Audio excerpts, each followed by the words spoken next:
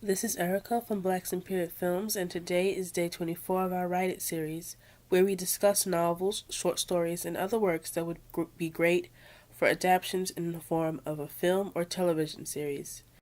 Today we're going to discuss the novel The Bondwoman Narrative by Hannah Crafts. The Bondwoman Narrative is believed to be the first novel written and published by an African American woman. So when I came across this book, I was very excited to read it because it's a history-making novel. Although the novel Our Nig by Harriet Wilson was published in 1859, it is possible that the Bondwoman's narrative was written in 1853, and they're both good reads, although we can't be sure which was published first. We do, however, know for sure that the Bondwoman narrative is the first published novel by a fugitive slave woman, which explains why it was written under the pseudonym of Hannah Crafts. One of the reasons Hannah wrote her experience was to show how slavery blights the lives of whites as well as the black race.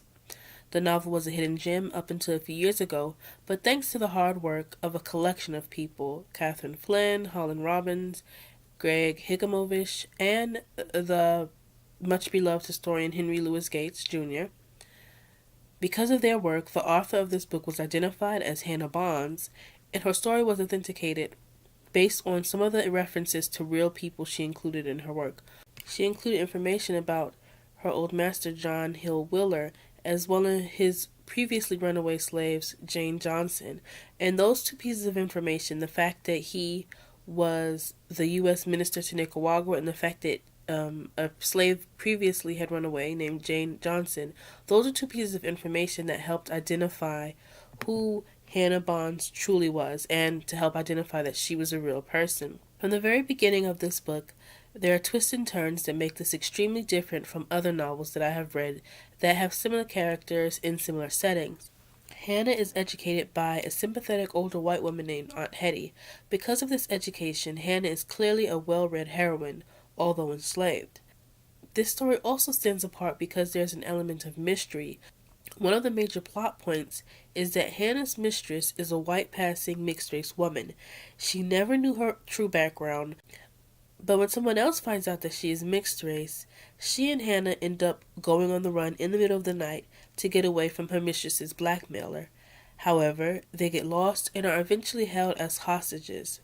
This ordeal proves to be too much for Hannah's mistress, and her health fails and she soon dies. Hannah, however, survives and is resold. Her life continues with dramatic ups and downs that kept me wondering what would happen to her in the end. Her story ends on a happy note. She is free and living with her husband in New Jersey. In my opinion, the happy ending made reading all of her other troubles worth it. The happy ending transforms this novel from the typical novel about a slave woman who cannot find happiness into a novel about a woman who survives all of the trials that come her way. She stays optimistic and happy through it all. In the end, she does more than survive. She thrives. Hannah Bond wrote an amazing retelling of her life. She captivated me from beginning to end.